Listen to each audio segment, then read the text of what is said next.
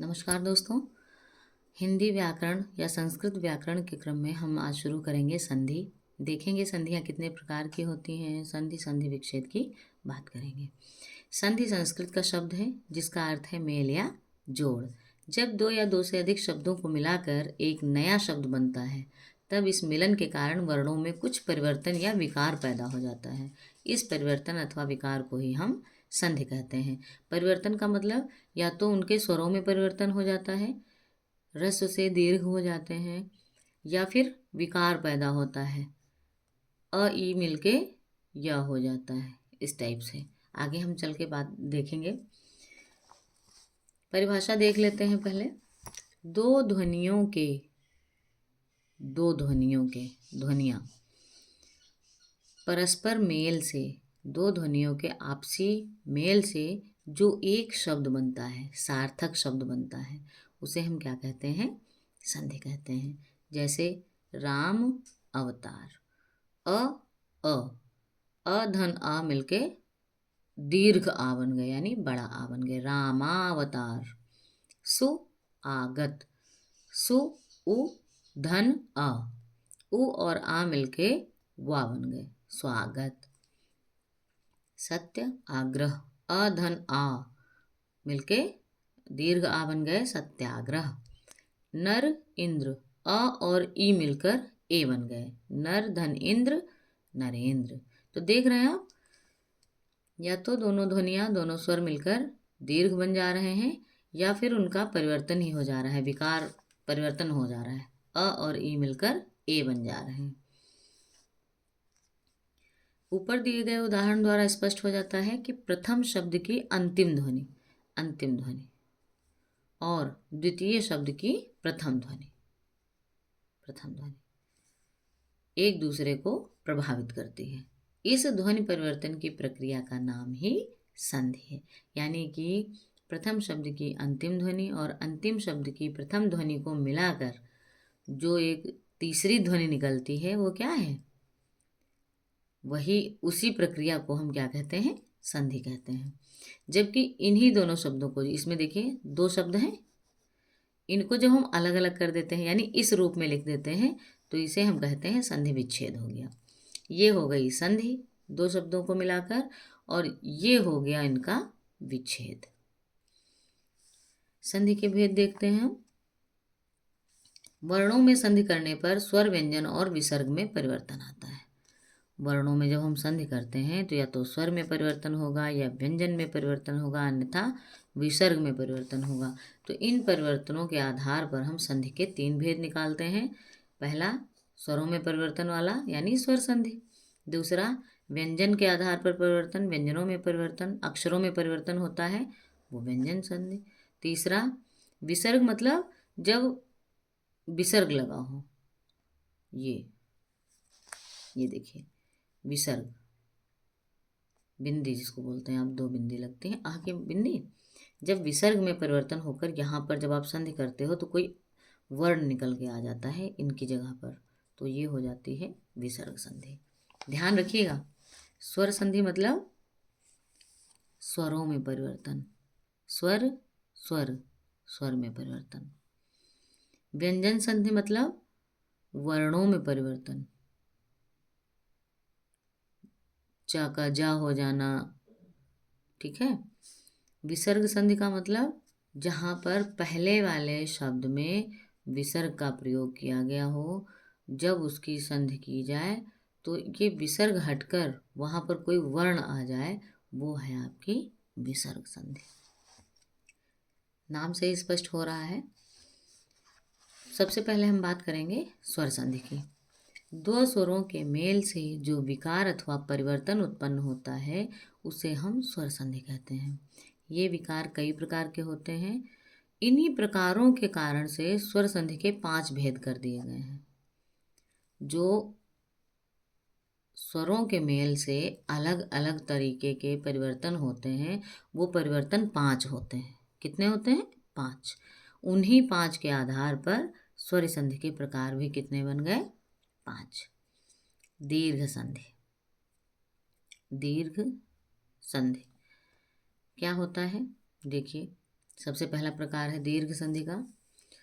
अ अथवा आ के बाद ध्यान रखिएगा, या तो ह्रस्व आ है या तो दीर्घ आ है।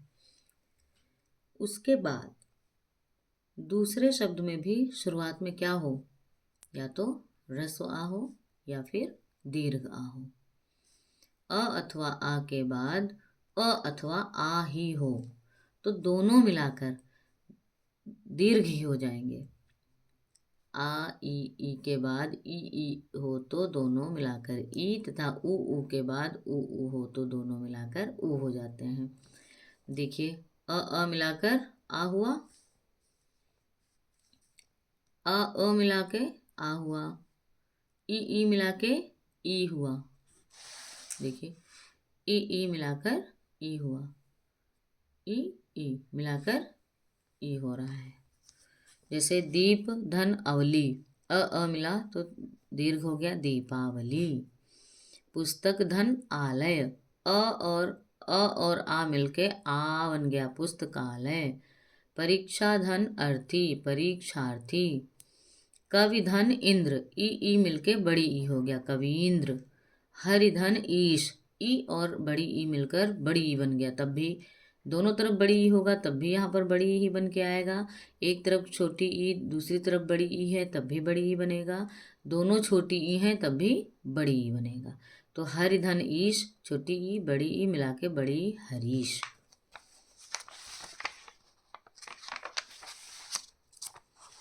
बड़ी ई मिलाएंगे तब भी आपका बड़ी ई ही होगा। जानकी धन ईश, जानकीश। सती धन ईश, सतीश। उ मिलके बड़ा ऊ हो जाएगा। सुधन उक्ति, सु यानी छोटा ऊ फिर छोटा ऊ दोनों मिला के बड़ा ऊ, सूक्ति। छोटा ऊ बड़ा ऊ मिलके भी बड़ा ऊ बनेगा। लघु धन ऊर्मि, लघूर्मि। बड़ा ऊ छोटा ऊ मिलके भी बड़ा ऊ हो जाएगा। वधु धन उत्सव, वधूत्सव। आशा है आपको समझ में आया। दीर्घ का मतलब ही है छोटा छोटा मिलकर बड़ा। दूसरी संधि है स्वर संधि में ही दूसरा भाग है गुण संधि का। आद गुड़ा, आद गुड़ा। संस्कृत में जब आप संधियाँ पढ़ते हैं तो उसमें हर संधि के आगे कुछ न कुछ संस्कृत में लिखा होता है, तो गुण संधि के आगे आपको लिखा मिलेगा आद गुड़ा। देखिए, थोड़ा ध्यान से देखिए। जब पहले शब्द में अ हो, चाहे वो ह्रस्व हो चाहे वो दीर्घ हो, छोटा अ हो या बड़ा अ हो, और दूसरे शब्द के पहले स्वर में ई हो, क्या हो, ई या फिर बड़ी ई, तो उनका इनपुट निकल के आता है ए के रूप में। अ धन ई ए, अधन बड़ी ई यानी ए। जैसे कि राजधन इंद्र, अ और ई मिलके ए बनेंगे, अ और ई मिलकर ए बनेंगे। राजेंद्र, गजेंद्र, नरेंद्र, परमेश्वर, देवेश, नरेश। देखिए, सब में अ या तो छोटी ई है या फिर बड़ी ई है। आप एक चीज़ नोटिस करिए, पहला जो स्वर है वो अ या बड़ा आ ही होगा, इधर ई नहीं आएगा। दूसरा जो स्वर है वो आपका या तो छोटी ई रहेगा या फिर बड़ी ई रहेगा। शर्त ध्यान रखिए, पहला स्वर आपका अ या आ ही होगा, दूसरा स्वर आपका ई या ई होगा, तभी वहां पर ए बनेगा। पहला नियम, अ और ई मिलके ए बनेगा। दूसरा नियम, अ और ओ मिलकर ओ बनेगा, अ और ओ मिलकर ओ बनेगा। वार्षिक उत्सव, अ और ओ, वार्षिकोत्सव। ज्ञान उपदेश, ज्ञानोपदेश। पर उपकार, पर उपकार, परोपकार। फिर देखिए, अ के साथ में अगर रि मिलता है तो अर हो जाएगा, अर। देव ऋषि, देवर्षि। राज ऋषि, राजर्षि। ब्रह्मा ऋषि, ब्रह्मर्षि। महर्षि, महर्षि। ये है आपकी गुण संधि। गुण संधि में किससे किससे आपने मिलाया? आ और ई मिलाएंगे ए बनेगा, आ और उ मिलाएंगे ओ बनेगा, आ और री मिलाएंगे तो अर बनेगा, यानी ए ओ अर, ए ओ अर। ठीक है, आइए वृद्धि संधि पर। वृद्धि रेच, क्या होगा इसमें? आ या आ के बाद ए या ऐ हो, आ या आ के बाद ए या ऐ हो तो दोनों मिलकर ऐ, तथा आ या आ के बाद ओ हो तो दोनों मिलकर अ हो जाते हैं। यानी कि सीधी सी बात है, वृद्धि कर रहा है ना ये, तो ए अगर है तो ऐ हो जाएगा, ऐ है तब तो ऐ होगा ही होगा। ओ अगर है तो ओ हो जाएगा, ओ है तो औ हो जाएगा, औ है तब तो औ होगा ही होगा। शर्त बस इतनी है कि जो पहला स्वर है वो अ या बड़ा आ ही होना चाहिए, दूसरा जो भी रहेगा वो दीर्घ बन जाएगा। ए रहेगा तब भी ऐ बन जाएगा, ऐ रहेगा तब भी ऐ बन जाएगा। ठीक है, जैसे धन ऐश्वर्य धनैश्वर्य, सदा सदा एव सदैव, एक एक एकैक, मत ऐक्य मतैक्य, तथा एव तथैव, महाऐश्वर्य महेश्वर्य। इसी तरह से जब आपका पहला स्वर है अ या अ, दूसरा अगर ओ आएगा तब भी औ बन जाएगा, औ आएगा तब भी औ बन जाएगा। देखिए, वन औषधि वनौषधि, जल औषध जलौषध, महाऔषध महौषध, जल ओघ जलौघ, गंगा ओघ गंगौध। ठीक है, इसके बाद में आते हैं हम लोग चौथी संधि पर। स्वर संधि का जो चौथा भाग है यड़ संधि। इको यड़ची, इको यड़ची। अब देखिए, अभी तक आपने गुण और वृद्धि में पढ़ा कि पहला जो स्वर है वो अ या बड़ा आ ही होगा, उसके बाद में जो स्वर आएगा वो भिन्न होगा, डिफरेंट होगा। अब इसमें देखिए, जैसे ही यड़ संधि आती है इको यड़च, यानी कि अब जो आपका पहला स्वर है वो होगा ई या बड़ी ई। अगर ई के साथ में अ आएगा, उलट फेर हो गया, अब अ स्वर जो है आपका वो दूसरे वाले शब्द में आने लगा। अगर पहला स्वर ई है दूसरा अ है तो दोनों को मिलाकर या हो जाएगा। देख रहे हैं, छोटी ई छोटा आ य, यदि अपि यद्यपि, छोटी ई बड़ा आ यानी बड़ा या अभ्यागत। फिर अगर पहला स्वर ऊ है दूसरा स्वर अ है तो वाह हो जाएगा, ई आ मिलेगा तो या हो जाएगा, ऊ आ मिलेगा तो वाह हो जाएगा।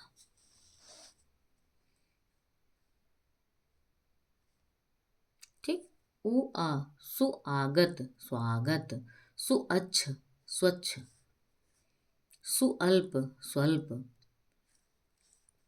इसी ऊ के सामने अगर ए आ जाएगा तो वे हो जाएगा, री के सामने आ जाएगा तो रा हो जाएगा। वृद्धि संधि में क्या था, आ इधर था री इधर था तो अर हो जा रहा था, इसमें ई री पहले आएगा आ बाद में आएगा तो रा हो जाएगा। पितृ आलय पित्रालय, मातृ आदेश मात्रादेश, रा के बाद ई आएगा तो री हो जाएगा, पितृच्छा पितृच्छा, री के बाद ऊ आएगा तो रू हो जाएगा, पितृपदेश पितृपदेश। अब आया अयादि संधि, ये स्वर संधि का अंतिम भाग है। ए ऐ ओ और औ का मेल किसी विजातीय स्वर के साथ होने पर क्रमशः ए अ मिलने पर ऐ हो जाएगा, ऐ अ मिलने पर आय हो जाएगा, ऐ ई मिलने पर आई हो जाएगा, ओ अ मिलने पर अब हो जाएगा, आओ अ मिलने पर आव हो जाएगा, आओ ई मिलने पर आ भी हो जाएगा, आओ उ मिलने पर आब हो जाएगा। ने ए प्लस आ, ने धन अ, ने अन नयन, गए अन गायन, नैइका नायिका, भो अन भवन, पौ अक पावक, नौ इक नाविक, भौ उक भावुक, चे अन चयन, नय अक नायक, गय इका गायिका, पो अन पावन, शौ अक शावक। आशा है कि आपको स्वर संधि समझ में आई होगी। अगर कहीं कोई समस्या है तो आप कमेंट में हमें बताइए। चैनल को लाइक, सब्सक्राइब और शेयर करते रहिए। बहुत बहुत धन्यवाद।